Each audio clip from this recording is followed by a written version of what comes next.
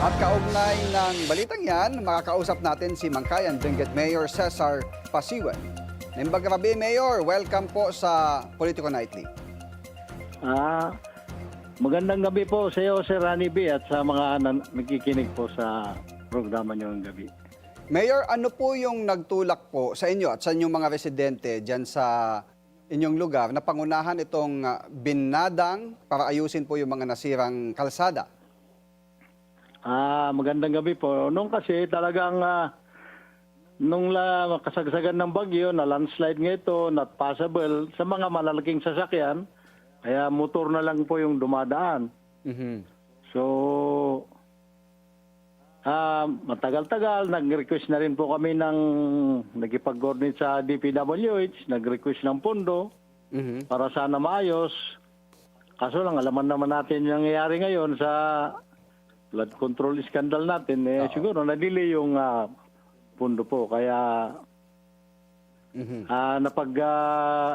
kung yung mga negosyante, yung mga lahat po ng Mangkayan na kailangan mabuksan kasi hindi makadaan yung malalaking truck. Oo.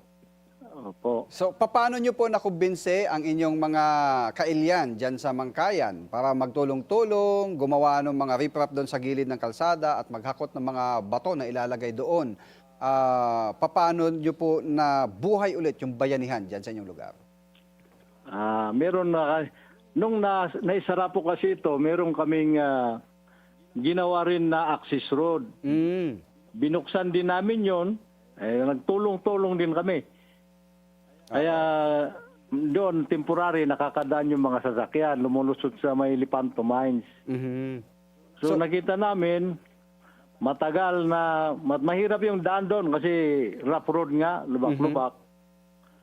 So, nag-insinuate din yung mga kababayan din natin. Sabi nila, baka pwedeng subukan natin na pagtulungan itong malaking landslide nga ito sa may Busan.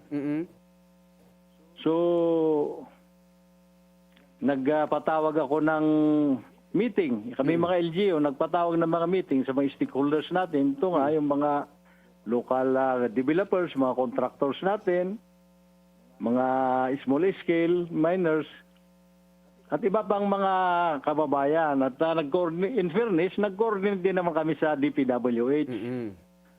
Oo, nag-coordinate kami at pinaalam namin na baka pwedeng ibayanihan muna natin ito ng mga taga-Mangkayan para kahit papaano, kahit wano'y mabuksan. Pumunta naman yung DPWH din, sinabi, basta ganitong gawin natin, baka within this year, darating din ang pundo niyan, maikuan natin, maayos din yung kalsada. So, tinuro kung anong dapat naming temporary na gawin para masuportahan ngayong kalsada at madaanan po. At ngayon, Mayor, madadaanan na ito ngayon? So far, sa ngayon, hindi pa kasi pangatlong araw po natin na ginagawa pa ngayon. So, within next week siguro, pwede na ito po. Mahalaga yung kalsada na yan, ano, para sa inyong mga kababayan dyan? Opo, mahalaga po ito kasi nagko-connect sa Ilocosur. National road po ito. Kaya kailangan magawa kaagad para makadaan yung mga products natin, yung mga malalaking truck gaya ng nagdadala mga aggregates. Kasi yung pinanggagalingan ng aggregates natin sa Ilocosur, sa Cervantes. So maraming nadidili na project at yung mga bigas namin doon din nanggagaling. Kaya kailangan natin magawa ito at makadaan yung mga malalaking truck po. So far, Mayor, yung mga materyales na ginagamit nyo, doon batay, doon sa mga binasa natin kaninang report, donasyon ng ilang negosyante din dyan. Yes po. Yung mga materyales, ngayon nung sabi ko, nagpa-meeting kami, kinuha namin yung commitment ng bawat isa. At na-assist nga namin na kaya natin yan. So, nagsimula kami.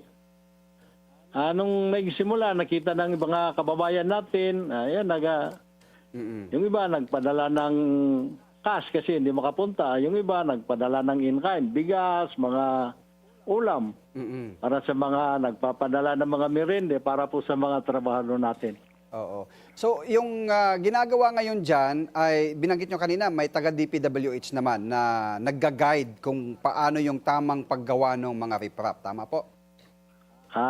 Meron naman silang isang engineer na nag-guide. At nag-commit din yung district engineer namin dito sa distrito, sabi niya, kahit simento ang sa akin, sabi naman niya, may kinumit din naman siya Oo. na simento. Oo. So, maaring maging ano na to, no? Maging parang ehemplo nyo sa mga susunod na may mangyari dyan na kalamidad na maaring makasira sa mga infrastruktura, maaring madaan pala, kaya pala ng bayanihan. Yun nga, magandang kon ito kasi ito mga kababayan naman nandito, talaga namang pong noon pa man tumutulong sa mga ganito. Ito lang kasi medyo malaki ito, pero nakakaya naman natin. Magandang, sabi nga natin, mas malaking example ito, yung malaking nakaya natin kung magtulong-tulungan. Ayun, mensahe niyo po sa ating national government para mapabilis po yung paglalaan ng pondo para dyan at sa mga susunod pang, alam niyo naman, yung lugar niyo ay mountainous area, kapag may mga malalakas na pag-ulan, madaling maapektuhan itong mga landslide. Go ahead, Mayor. Unang-una po, gusto kong magpasalamat sa aking mga kababayan at nabuhay po ang kultura ng bayanihan pa o yung binadang at sa aming mga karatig, mga kapitbahay namin mga bayan, gaya ng mga negosyante po ng Abata, Bugyas, sila rin po tumutulong in kind.